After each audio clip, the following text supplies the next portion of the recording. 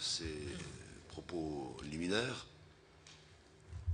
Nous avons écouté attentivement votre présentation, votre prestation de serment, un certain nombre de choses, et nous avons écouté avec beaucoup d'intérêt ces propos liminaires, sans remettre en cause ce que vous avez dit pour terminer sur l'affaire Armstrong.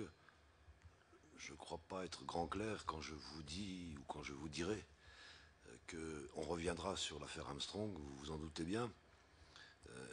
Mais j'aimerais, comme première question, avant de passer la parole à notre rapporteur, vous demander, puisque vous avez été coureur cycliste, vous avez gagné un certain nombre d'épreuves, le Tour d'Irlande et bien autre chose, est-ce que vous-même avez pris des produits dopants ou avez-vous vu d'autres coureurs prendre des produits dopants durant votre carrière de coureur cycliste?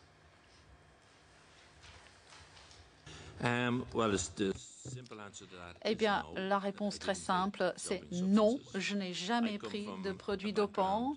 Je viens de milieu familial qui ressemble peut-être à celui de votre rapporteur. J'étais enseignant de sport, d'éducation physique à l'école.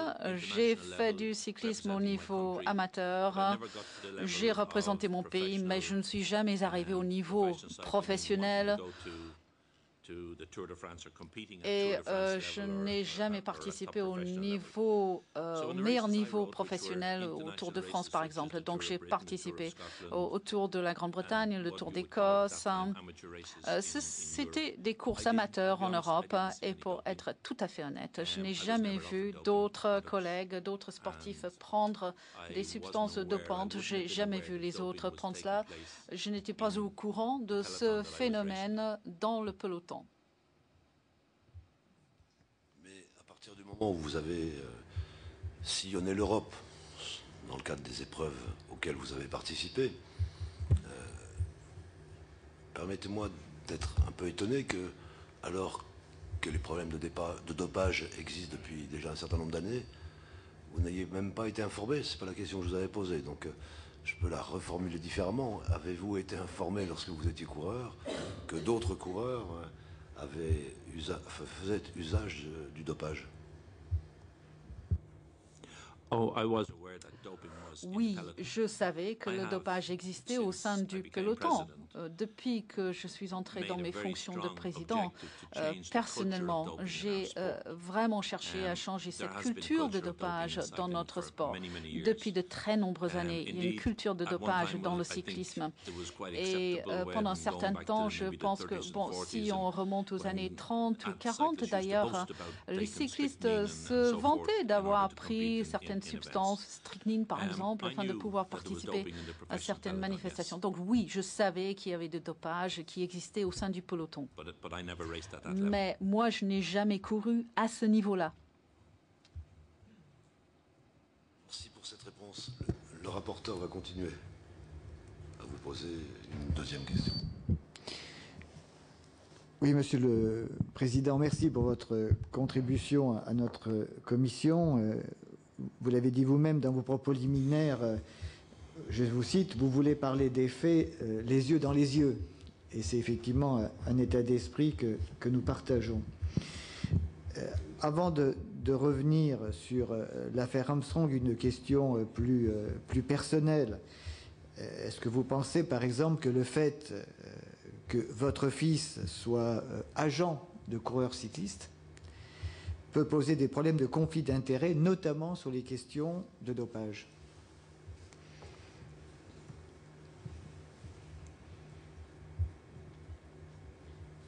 Non, tout à fait non. Non. Mon fils est avocat professionnel et il a les capacités, le savoir-faire pour être représentant agent des cyclistes. Il gère le contrat.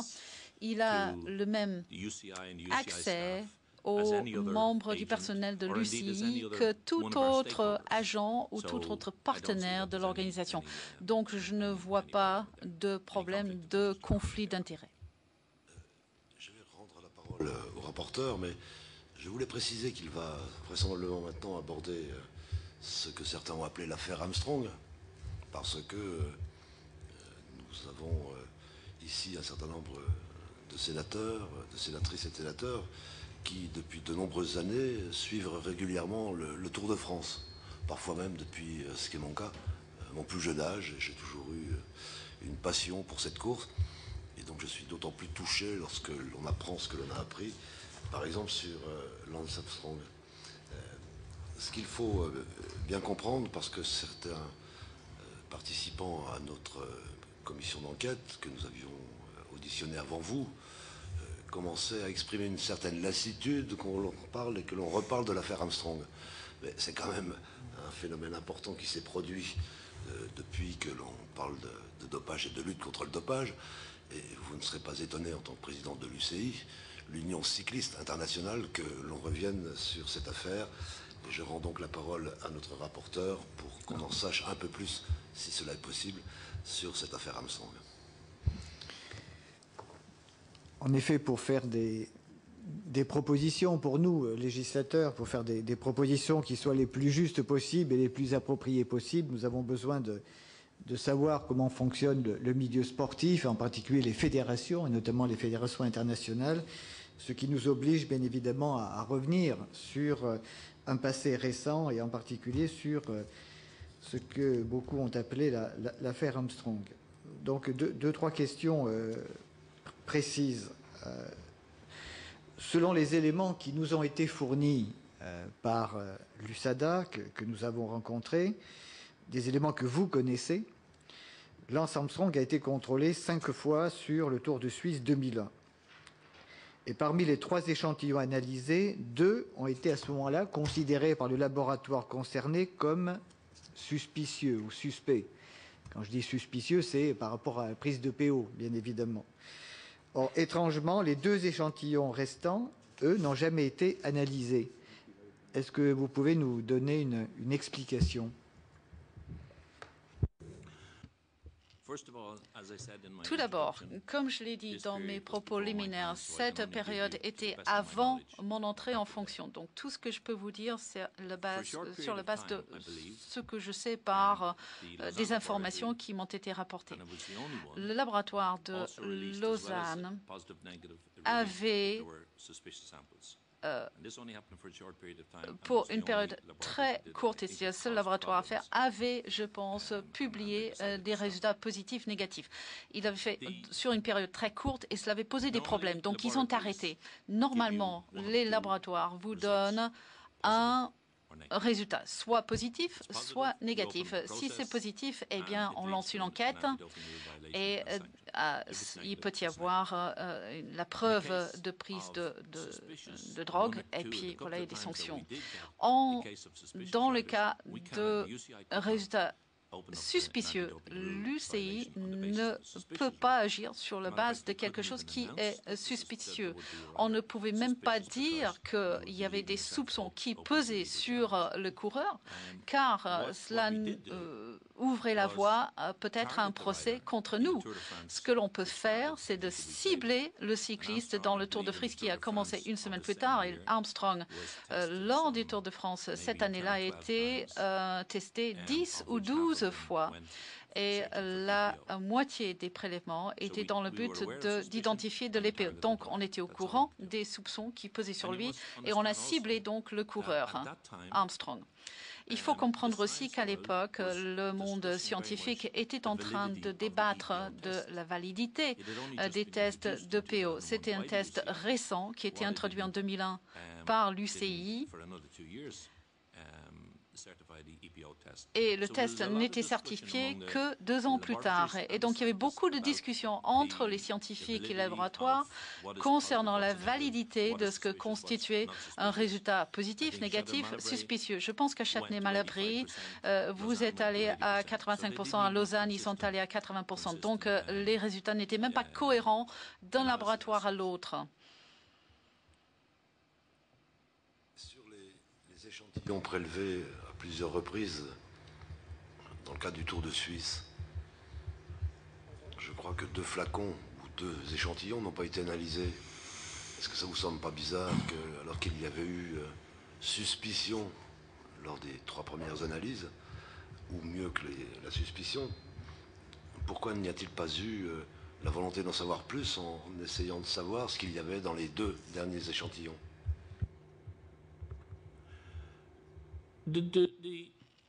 Alors,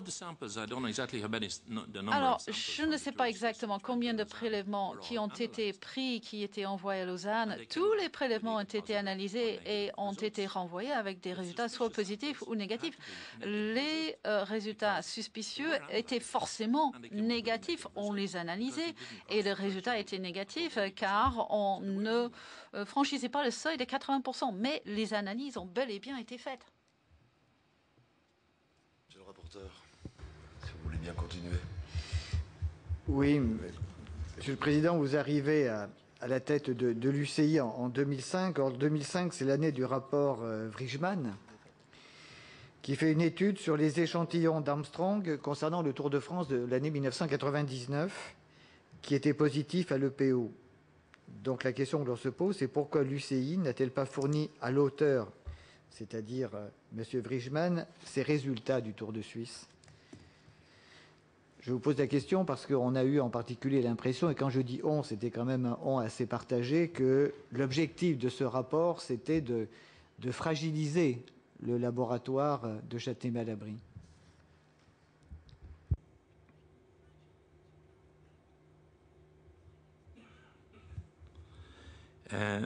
Je pense que si vous regardez ce rapport, vous avez dit que vous avez l'impression, mais si vous regardez bien ce rapport, il n'y a pas de doute qui est jeté sur le laboratoire de Châtenay-Malabry et on avait de très très bonnes relations avec le professeur de ce laboratoire. En ce qui concerne les prélèvements de 1999, alors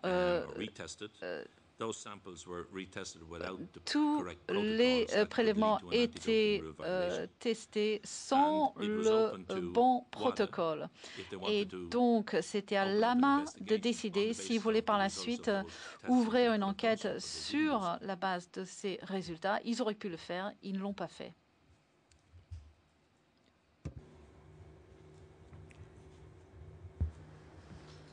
Oui, nous avons notamment rendu visite au laboratoire de Lausanne. Et ce laboratoire a dit à l'USADA que des résultats d'Armstrong au Dauphiné libéré de 2002 n'étaient pas positifs, mais là aussi étaient très fortement suspicieux. Est-ce que vous pouvez nous confirmer cette déclaration? Alors c'est vrai, ça remonte à une époque où vous n'étiez pas président, mais vous étiez dans les instances dirigeantes de l'UCI. Donc, est-ce que vous pouvez nous confirmer cette déclaration? Et est-ce que vous pouvez nous transmettre les rapports d'analyse sur ces échantillons? Je parle donc du Dauphiné libéré de 2002.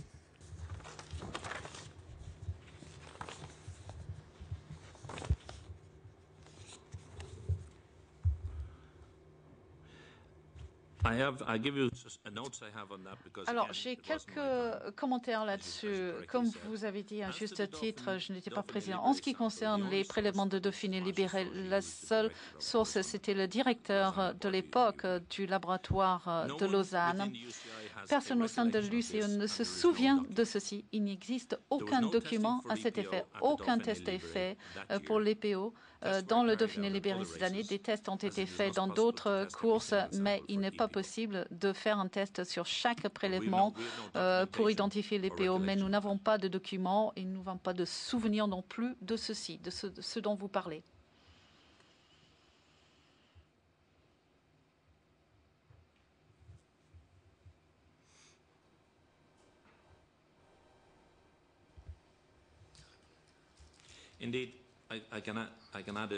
Et juste un complément de réponse.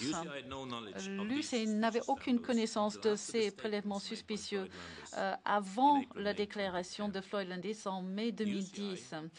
L'UCI, à ce moment-là, a demandé à tous les laboratoires de donner une liste de tous les essais positifs pour EPO, c'est-à-dire que nous avons envoyé une demande à tous les laboratoires qui faisaient des tests d'EPO à l'époque et nous leur nous avons demandé de donner une liste de tous les résultats positifs dans le cyclisme détenus par chaque laboratoire. Aucun n'avait mentionné le nom de Lance Armstrong. Et c'était seulement à ce moment-là que l'UCI était informé du fait qu'il y avait eu 2 prélèvements qui étaient négatifs avec un soupçon très lourd là-dessus. Mais encore une fois, je répète qu'à l'époque, les laboratoires disaient simplement qu'il y avait un résultat positif ou négatif et on devait agir en conséquence de cela. Si on avait des soupçons, on ciblait à ce moment-là l'athlète et c'est ce que nous avons fait. Alain Dufault, puis Stéphane Mazard. Oui, Monsieur le Président, j'ai bien écouté vos propos introductifs dans leur globalité, et en particulier les statistiques que vous annoncez. On sait très bien que l'UCI a une action généralisée pour lutter contre le dopage, et on ne le conteste pas, mais vous avouerez que tout peut être remis en question à partir simplement de l'affaire Armstrong. Et la crédibilité même de l'action de l'UCI par rapport à ce qui s'est passé avec Armstrong et son équipe. Alors nous avons auditionné pas mal de gens. Bon, il y a beaucoup de personnes, vous le savez, qui évoquent la possibilité de complicité entre l'UCI et l'affaire Armstrong. Alors j'ai bien écouté, vous avez dit que l'UCI n'a pas protégé Lance Armstrong. Acte. On en prend acte. Mais je voudrais poser la question un petit peu différemment. Est-ce que Lance Armstrong a bénéficié quand même d'un traitement de faveur au sein de l'UCI? C'est pas tout à fait pareil. Et des propos qui m'ont particulièrement choqué que vous avez tenus en 2012, vous avez considéré que les repentis, c'est-à-dire Tyler Hamilton et Floyd Landis, étaient des ordures. Je crois qu'en anglais c'est scumbag. Maintenez-vous ces propos aujourd'hui et considérez-vous que les repentis en général ont un rôle négatif pour le cyclisme et en particulier pour lutter contre le dopage? Et à partir de ce qu'on sait aujourd'hui, diriez-vous devant notre commission que Lance Armstrong est une ordure aussi?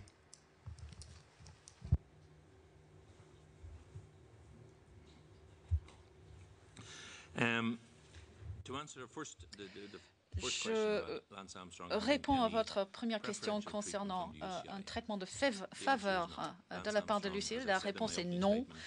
Comme je vous ai dit, Lance Armstrong a été traité de la même façon que tous les autres athlètes par l'UCI. En ce qui concerne l'expression ordure, scumbag, c'était pris hors de contexte le jour où j'ai donné cet entretien et je n'ai pas dit que les coureurs étaient des ordures parce qu'ils avaient dénoncé d'autres athlètes. J'ai dit qu'ils étaient des ordures en termes de ce qu'ils avaient fait eux-mêmes, en termes des dégâts qu'ils avaient, eux, infligés au sport, car ils avaient pris de la drogue pendant des années. Ils avaient dépensé des sommes très, très importantes d'argent.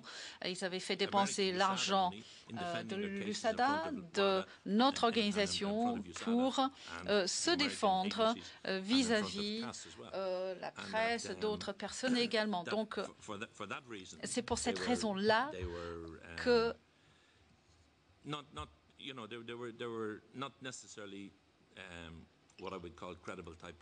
ce n'étaient pas des personnes que je pourrais qualifier de tout à fait crédibles, mais ils ont infligé beaucoup de dégâts au cyclisme, de la même façon que Lance Armstrong. Merci. Stéphane Mazard, puis Alain Néry. Stéphane Mazard. Oui, Monsieur le Président. Messieurs le Président et rapporteur, donc on fait état des suspicions sur Armstrong. Et malgré ce, donc l'UCI a accepté d'Armstrong des dons financiers, 25 000 $ en mai 2002 et 100 000 $ en 2007. Comment justifiez-vous cette décision, notamment en 2007, puisqu'à ce moment-là, vous étiez président de l'UCI?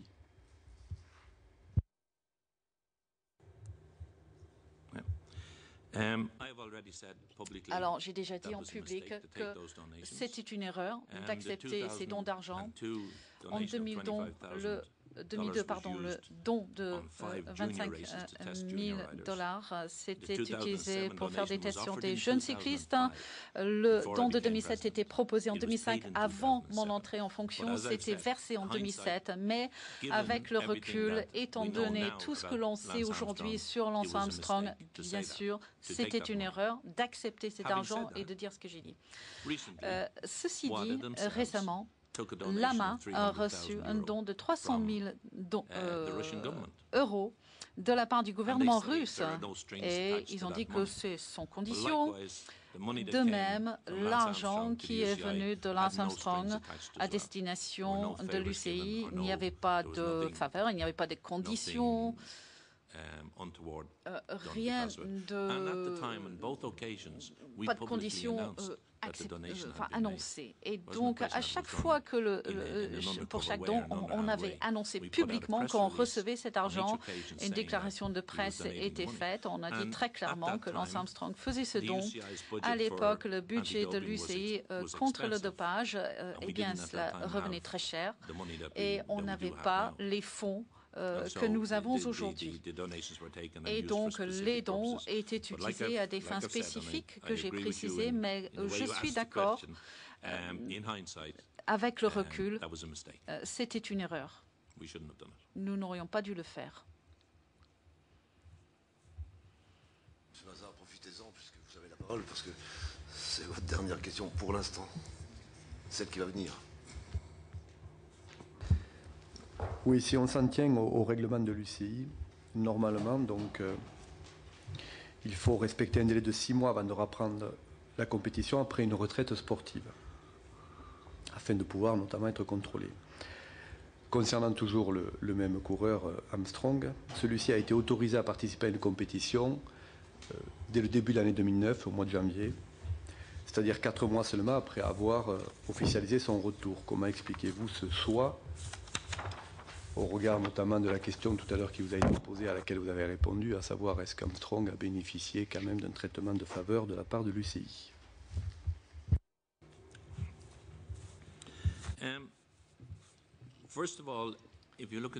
Alors, si vous regardez les règlements de l'UCI aujourd'hui, vous verrez que la période de carence, si je puis dire, c'est de 4 mois et non 6 mois. Il faut regarder ces décisions dans le contexte de l'époque, quand la règle était mise en place et la décision qui était prise à l'époque.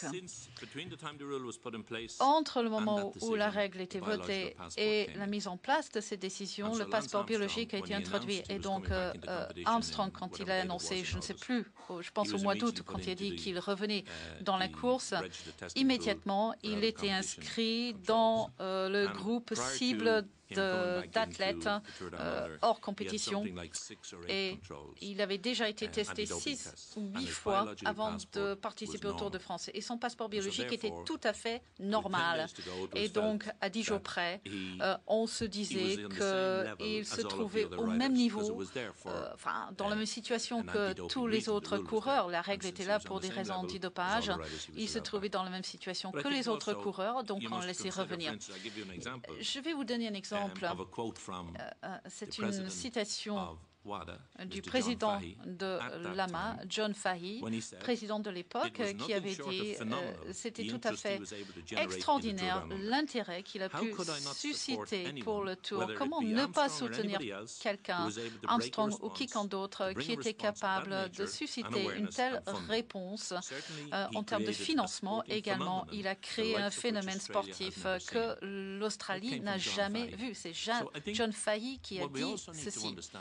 Ce qu'il faut comprendre, ce que tout le monde doit comprendre ici, c'est que lorsqu'aujourd'hui, en 2013, lorsqu'on regarde les activités, ce qui s'est passé en 2001, 2002, il faut également se remettre dans l'époque avec les moyens antidopage qui existaient à l'époque. Il y avait des soupçons, il n'y avait pas de preuves. Nous, en tant qu'agence antidopage, on ne pouvait agir qu'au moment où on avait des preuves définitive, à la différence de la police, par exemple. Et au bout du compte, c'était avec l'aide d'enquêteurs fédéraux qu'on a pu obtenir des aveux dans l'affaire Armstrong. Et donc, il faut vraiment prendre du recul. Et comme je dis, bon, le recul, on peut avoir une vision parfaite, mais bon, si je réagis directement à votre question, puisqu'il avait il avait un passeport biologique qui se trouvait dans la même situation que celui des autres athlètes, on s'est dit qu'il avait le droit de participer aux courses. Et peu de temps après, on a changé la règle pour tenir compte du fait que les athlètes avaient désormais un passeport biologique. Merci. Alain Néry. Oui, Monsieur le Président, vous avez, depuis le début, à 3 ou 4 reprises, vous avez dit « je regrette, on a fait une erreur ». Moi, je conçois que dans la vie, on peut faire des erreurs, et je reconnais le droit à l'erreur pour tous, pour vous comme pour moi. Mais il y a quand même une répétition qui un petit peu nous intriguait. Chaque fois qu'on vous pose une question, ben oui, vous avez raison, mais on a fait une erreur. On a fait une erreur. Donc, ça doit quand même vous amener à vous interroger sur la suite de votre action à la tête de l'UCI, parce qu'on ne peut pas répéter les erreurs à perpétuité. Et moi, ma question, je reprendrai la question de mon ami Mazars, et c'est celle-ci. Vous nous dites, on a accepté un don de 25 000 euros d'Armstrong, puis après on a accepté un don qui était de 100 000 euros. Dollars, pardon. Dollars. Est-ce que vous pourriez nous dire quel est le budget de l'UCI et comment est financé l'UCI? Et est-ce que vous avez comme d'autres fédérations, des ressources qui proviennent des droits de retransmission de télé?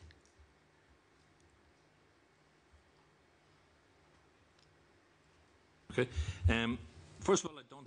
Alors, tout d'abord, je n'accepte pas vraiment votre proposition que j'ai dit très souvent ici cet après-midi. Je me suis trompé. Concernant notre budget UCI est différent de celui qu'on avait il y a 10-15 ans. Notre budget s'établit autour de 28 millions de francs suisses par an. Nous avons également 28 millions de francs suisses. C'est notre budget opérationnel qui paye donc le personnel. C'est le budget de fonctionnement. Nous ne bénéficions pas de droits importants de télévision à la manière de la FIFA, par exemple, ou de l'UEFA. On ne contrôle pas le sport. Chaque organisateur a ses propres droits de télévision, RCO, etc. Ils ont les droits de télévision pour leurs courses. Les seuls droits de transmission que nous avons proviennent de nos championnats du monde et de nos propres coupes du monde. BMX, par exemple, mountain bike. Là, nous avons des droits de transmission qui sont relativement modestes. Tous les 4 ans, on reçoit une somme de la part du Comité olympique international. Et cette somme est consacrée à notre fonds de développement pour développer le sport. Cela gère le Centre mondial de cyclisme qui se trouve à notre siège à Aigle. Et tous les 4 ans, donc, on investit cet argent. L'argent donné par le Comité olympique est réparti en 4 sommes, un budget par an pour travailler sur le développement et la formation d'athlètes qui viennent de pays sous-développés dans le monde qui n'ont pas les installations cyclistes dont ils ont besoin. Mais pour réagir à ce que vous avez dit, 28 millions de francs suisses, c'est notre budget annuel. Donc, lorsque vous voyez qu'en plus, on dépense 7 millions de francs suisses sur l'antidopage, eh bien, c'est une somme importante. Pierre Chauveau, attends, je reviens après, parce que Jean-Pierre Chauveau est obligé de nous quitter. Il aimerait me poser une question avant de partir. Oui, Monsieur le Président, je vous remercie de toutes vos explications. J'aurais tout d'abord, dans le rapport sur le Tour de France en 2010, les observateurs de l'AMA estimaient que les commissaires antidopage de l'UCI étaient, par la force de l'habitude, devenus très proches des coureurs, ce qui pouvait nuire à la crédibilité des contrôles. Alors, qu'en pensez-vous? Et puis, d'autre part, est-ce que vous avez des difficultés avec un certain nombre de fédérations pour pouvoir faire tous les contrôles que vous souhaitez?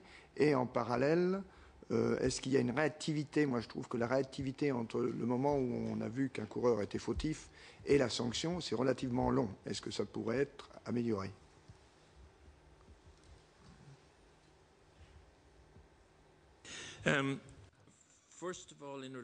Tout d'abord, concernant le Tour de France 2010, j'ai demandé à l'AMA d'envoyer des observateurs indépendants. On voulait qu'ils surveillent ce que l'on faisait, nous, notre travail. On n'a aucune crainte sur le fait que nous, on travaille au mieux de nos capacités et de nos moyens. Le Tour de France, comme vous le savez, je l'ai déjà dit, c'est notre course la plus importante. C'est la manifestation sportive la plus importante en termes de cyclisme. Et c'est un des événements les plus majeurs au monde. Cela fait partie du patrimoine presque de la France et je comprends tout à fait ce que vous voulez dire quand vous parlez du Tour de France.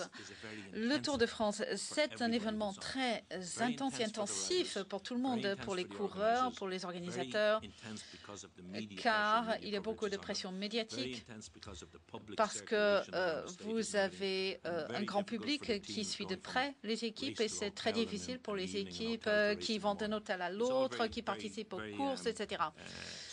Et donc, il y a beaucoup de stress en ce qui concerne le travail des commissaires qui travaillaient sur cette course. Et ça dure 3 semaines, vous le savez. Et je ne parle pas simplement du Tour de France, en fait. Nous avons 350 commissaires qui sont formés. Ils travaillent tout au long de l'année dans la grande famille du cyclisme. Donc, il est tout à fait normal qu'ils connaissent les autres cyclistes. Et on a déjà dit, par exemple, en termes d'être proche d'une certaine proximité vis-à-vis des coureurs. Je ne pense pas que les commissaires soient proches du cycliste en termes de les informer en amont du fait qu'il y aurait peut-être un test antidopage. Mais enfin, ils se connaissent, c'est tout, ils se connaissent bien. Nous avons des récits, des histoires d'équipes à l'époque qui avaient des gens qui faisaient le guet dans l'hôtel. Ils reconnaissaient la voiture des commissaires qui arrivaient au parking et donc ils savaient à l'avance que les commissaires arrivaient sur place, que les inspecteurs antidopage arrivaient. Eh bien, bon, je n'ai pas dit que c'était bien, mais c'est normal. Et il est facile de comprendre comment cela peut se faire et comment ils peuvent être avertis un petit peu en amont. Et de même, sur le Tour de France, c'est l'événement, la manifestation sportive où on fait le plus de tests antidopage. Toutes les équipes s'attendent à l'arrivée des inspecteurs, des contrôleurs antidopage au moment donné dans la journée, mais je ne pense pas qu'il y ait une proximité malsaine en termes d'avertissement. Non, bon, ils se connaissent parce qu'ils viennent peut-être du même pays, ils parlent la même langue. Pardon, la deuxième question, la deuxième partie de votre question, monsieur, s'il vous plaît, est-ce que vous pourriez bien le répéter? Les difficultés que vous pourriez avoir avec un certain nombre de fédérations nationales et la réactivité par rapport aux sanctions. Alors, on est au courant du fait, on comprend qu'il y a un problème. Nos règles précisent que la première fois qu'il faut se décider, prononcer des sanctions éventuellement sur le niveau de la Fédération nationale. Et on se rend compte que, tout d'abord, cela peut provoquer des problèmes. Il peut y avoir un conflit d'intérêts, car la fédération qui va prendre des sanctions, ou c'est peut-être une commission juridique, bon, ils sont en train de prononcer une peine contre leur propre athlète, donc il peut y avoir un conflit d'intérêts. Et on trouve que parfois, cela prend du temps. Comme vous l'avez dit, c'est un peu long pour diverses raisons. Donc, l'UCI est en train de regarder comment créer une organisation, commission de première instance internationale. Et en première instance, il y aura une commission. Et je vais faire une proposition à ma direction en Norvège d'ici 10 jours sur ce point. On travaille là-dessus depuis un an. C'est une proposition. Sachez que la situation est très compliquée. Et ça engendre des coûts importants, mais nous savons que cela va être une façon plus efficace de travailler et on voudrait travailler dans ce sens-là. Merci. Je redonne la parole à Alain Néry. Et puis notre rapporteur a interrompu il y a déjà pas mal de minutes, reprendra la parole ensuite. Alain Néry. Président, ma question porte sur le World Tour. Quelles sont vos relations avec le World Tour? Que pensez-vous de son fonctionnement et de son organisation actuelle? et des relations qui s'engendrent avec les équipes cyclistes retenues ou non retenues dans le World Tour et les critères.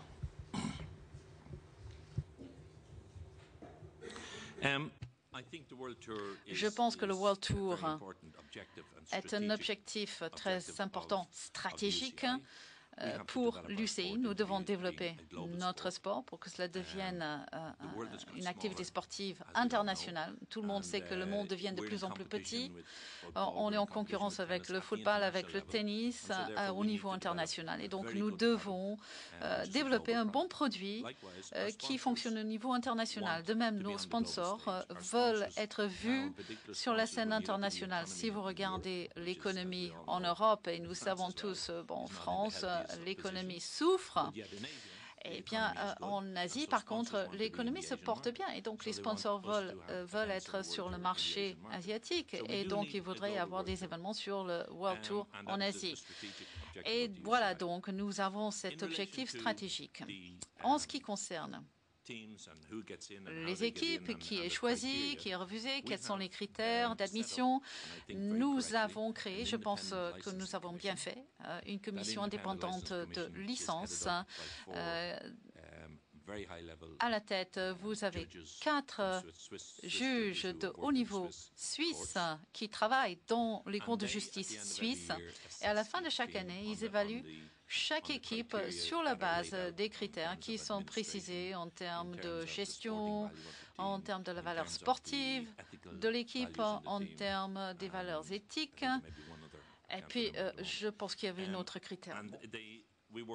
Et on travaille avec Ernst & Young qui établit un rapport, un compte-rendu sur chaque équipe. L'UCI fournit un rapport également et puis l'UCI prend des décisions. Alors, nous pensons qu'il vaudrait mieux que le comité de direction de l'UCI ne participe pas à ces décisions car il pourrait y avoir un conflit d'intérêts. Il pourrait y avoir des membres de notre comité de direction qui participent à un comité sportif, de cyclisme, etc. À cause de l'affaire Armstrong, à cause des dégâts infligés au sport par cette affaire, nous avons récemment cherché à prévoir l'avenir du sport. On essaie de comprendre quelle est la situation des uns et des autres, des supporters, des parties prenantes, etc. On travaille actuellement avec Deloitte pour qu'il fasse une grande étude internationale. Il y a un questionnaire qui a été envoyé en ligne avec plus de 7000 réponses qui ont été reçues. Nous avons également 25 de nos partenaires les plus importants qui travaillent sur 4 axes: la mondialisation, l'antidopage, le calendrier et les coureurs.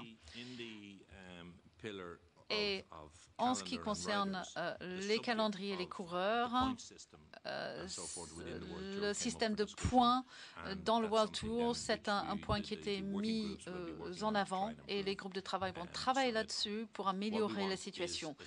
Ce que nous cherchons, c'est un sport qui donne aux athlètes les capacités, les moyens de gagner, mais n'exerce pas de pression sur eux. S'ils perdent, ils ne doivent pas sentir qu'ils doivent se doper forcément. Monsieur le rapporteur, vous avez encore deux ou trois questions auxquelles vous tenez. Donc allez-y. Oui, Monsieur le Président, vous avez terminé votre propos introductif en disant que vous étiez prêt aujourd'hui à coopérer pleinement avec les autorités antidopage. Est-ce que notamment vous êtes prêt à délivrer à notre commission l'ensemble des informations relatives aux prélèvements effectués depuis 1999 et également les informations relatives au passeport sanguin de Lance Armstrong?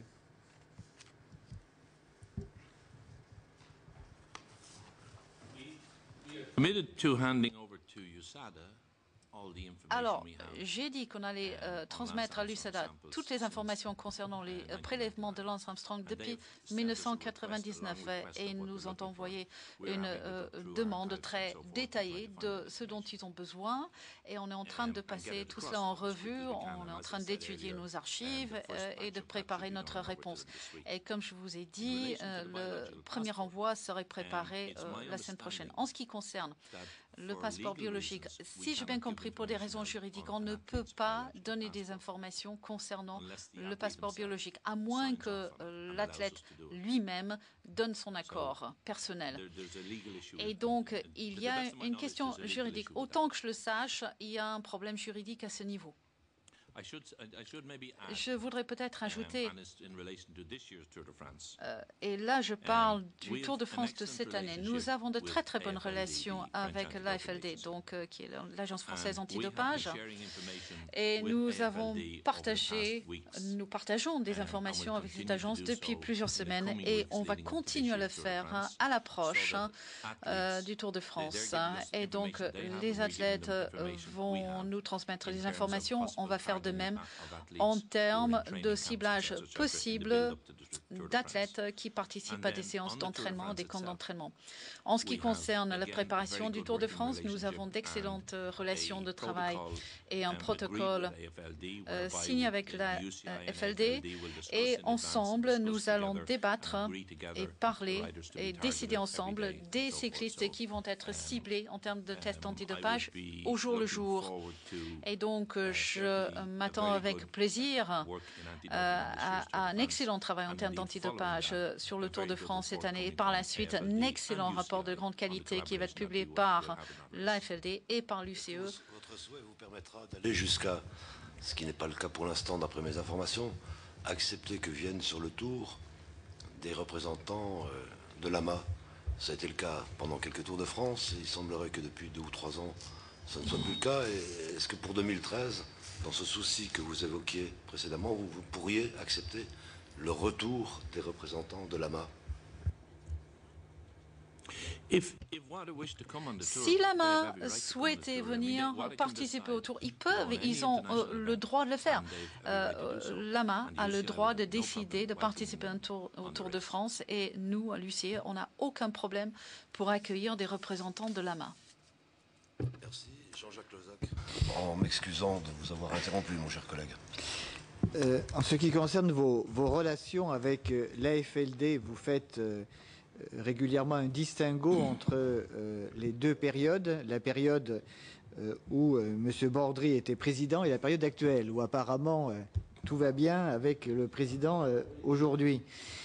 Comment expliquez-vous ces différentes appréciations? En un mot, quels sont les reproches que vous adressez à M. Bordry?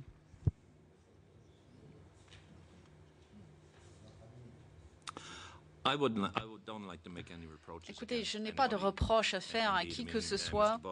Monsieur Bordry était responsable à la tête de la FL2 pendant un certain nombre d'années, et j'ai eu d'excellentes conversations avec lui pour certains tours sur lesquels on a travaillé. Il y a eu une très bonne organisation. Il y avait d'autres problèmes concernant certains membres de la FL2, sur certains tours.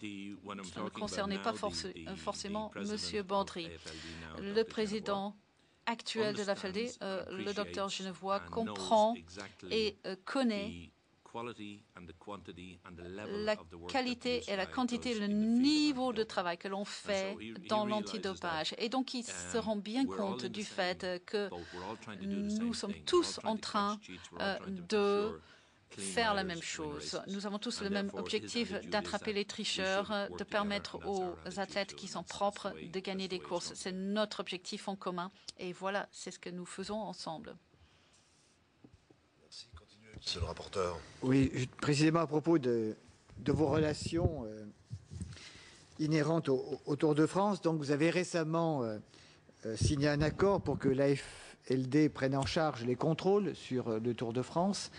Vous aviez refusé au cours des 3 années précédentes les conditions, les exigences qui avaient été exprimées. Est-ce que vous n'avez pas le sentiment qu'on a perdu 3 années?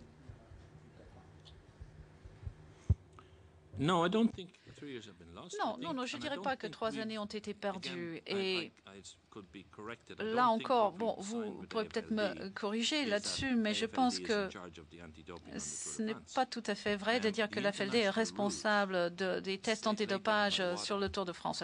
Les règles internationales de WADA précisent en fait que c'est la Fédération internationale qui est responsable de l'antidopage pour ces événements nationaux. Donc, l'AFLD peut travailler avec nous, on travaille avec eux pour que le régime antidopage soit plus efficace sur le Tour de France. Voilà ce que nous avons fait à ce niveau-là.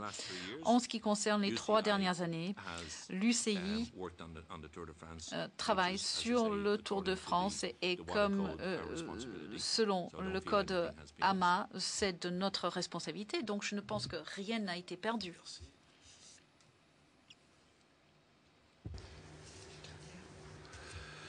Une dernière, monsieur le rapporteur. La dernière, c'est concernant la dissolution de la commission indépendante que vous avez mise en place au sein de l'UCI pour précisément mettre au jour toutes les responsabilités, les implications des différents acteurs. Comment expliquez-vous, comment justifiez-vous cette dissolution aujourd'hui?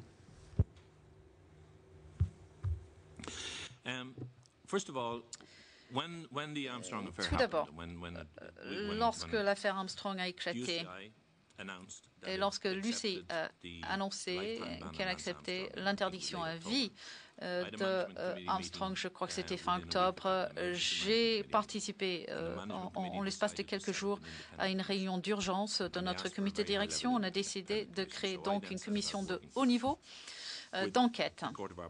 Et j'ai travaillé là-dessus avec John Coates, qui est responsable, président de la Cour d'arbitrage de sport.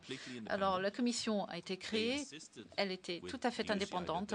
Elle a insisté auprès de l'UCI qu'elle serait tout à fait indépendante. On a accepté cette condition. La commission a insisté pour préciser son mandat. On a dit oui. Et ensuite, lorsque la commission a commencé son travail, elle a commencé le travail juridique d'enquête et d'un seul coup, l'USADA et l'AMA sont arrivés et ont dit qu'ils ne travailleraient pas sur la base du mandat qui était précisé. On dit que les commissions n'étaient pas indépendantes et ils n'étaient pas d'accord sur le mandat. Ils ne voudraient pas travailler. Ils n'étaient pas prêts à travailler avec la commission. Donc, l'UCI s'est trouvé dans la situation où on avait une commission qui nous coûtait beaucoup d'argent. Je parle de millions de livres sterling, millions. Si on avait continué avec cette commission et si on avait s'est trouvé avec un rapport qui aurait été critiqué de toutes parts, ça aurait été une perte de temps et d'argent. Et donc, notre comité de direction a décidé d'arrêter la commission et de trouver une autre voie. Notre comité a donc créé un sous-comité pour lancer des discussions avec l'AMA pour voir comment on pourrait faire un audit indépendant de cette période en question. Et ces discussions sont en cours avec l'AMA et déjà la semaine dernière, nous avons donné à l'AMA les termes de référence, le mandat de travail et un titre proposé de cette commission d'audit indépendant concernant la période en question. Donc, on attend leur réponse. Mais comme je vous l'ai dit, l'UCI est tout à fait engagée sur la voie d'un audit indépendant des activités, du travail qui était fait ou peut-être qui n'a pas été fait par l'UCI pendant la période Armstrong. Et je vais voir mon comité de direction dans 10 jours pour essayer de progresser encore sur cette question. Je retourne une dernière fois vers mes collègues dont beaucoup m'ont déjà dit qu'ils n'ont plus de questions. Je revérifie. Si vous voulez nous livrer quelques mots de conclusion, ça n'est pas obligatoire, mais si vous souhaitez conclure notre rencontre, Monsieur le Président, nous vous écoutons. Thank you. Merci. Mesdames et messieurs, je voudrais vous remercier encore une fois de m'avoir accordé cette opportunité pour m'adresser à vous. J'espère que j'ai pu mieux vous faire comprendre ce que nous avons fait au sein de l'UCI en termes d'antidopage depuis de très nombreuses années et ce que nous avons fait dans l'affaire Armstrong. Je ne suis pas fier de cette affaire Lance Armstrong. J'aurais bien voulu qu'on puisse l'attraper il y a très longtemps et je voudrais d'ailleurs qu'on puisse attraper tous ceux qui trichent dans notre sport. Mais on n'était pas les seuls à ne pas réussir. Il a été testé à de très nombreuses reprises par presque toutes les organisations antidopage, très souvent par l'AMA, par l'USADA également, qui nous critique très vivement aujourd'hui. Aucune organisation n'a trouvé un seul test positif. Et ces deux autres organisations doivent aussi répondre de cet échec. Et je pense qu'il y a une responsabilité collective et je ne pense que toute la responsabilité n'est pas sur les épaules de l'UCI. Ceci dit, je suis très très fiers de notre travail en termes d'antidopage. Nous sommes l'organisation pionnière dans le travail contre le dopage. Nous avons lancé toute une série d'initiatives antidopage qui ont été source d'inspiration pour d'autres organisations internationales qui ont bénéficié de notre travail. En tant que président, j'ai eu deux priorités. L'un, c'est l'antidopage. En tant qu'ancien cycliste, je suis tout à fait engagé, passionné sur le fait que le sport que j'adore depuis toujours reste un sport, devienne un sport propre. Mon ambition est de mettre un terme à cette culture de dopage dans le cyclisme pour obtenir, finalement, créer un climat contre le dopage. Malheureusement, il est vrai que le peloton a des risques, il y a des risques au sein du peloton. Nous avons toujours fait ce qui est possible en notre pouvoir pour attraper ceux qui trichent, mais il faut du temps. Ça ne se fait pas du jour au lendemain. Malgré tout ceci, je vois beaucoup de preuves aujourd'hui que les changements qui sont nécessaires sont en cours. Et enfin, je voudrais modifier la perception du cyclisme qui aujourd'hui est une perception plutôt mauvaise. La perception de l'extérieur, c'est que le cyclisme, c'est un sport de ceux qui prennent la drogue. Je pense que c'est très malheureux, c'est injuste. Ceux qui participent à ce sport savent que ce n'est pas vrai et les cyclistes aujourd'hui ne le méritent pas. Et donc, j'espère que quand vous regarderez le Tour de France aujourd'hui, une des meilleures manifestations sportives au monde, vous pourrez le regarder en vous disant que le sport, le cyclisme, c'est un sport tout à fait différent des jours où Lance Armstrong sévissait et trichait. Merci infiniment. Merci, Monsieur le Président, des réponses que vous avez bien voulu nous apporter. Mes collègues m'ont fait savoir qu'ils étaient satisfaits de vos réponses. On n'aurait pas pu s'arrêter là. On aurait pu continuer encore notre entretien pendant des minutes et des minutes, pour ne pas dire plus. Mais on tient à vous remercier d'avoir joué le jeu avec notre commission d'enquête. Et nous vous rendons votre liberté, si vous le voulez bien, Monsieur le Président. Merci infiniment. Et je voudrais dire que je craignais un tout petit peu. Je pensais que ça serait très stressant et ce n'était pas le cas. Merci.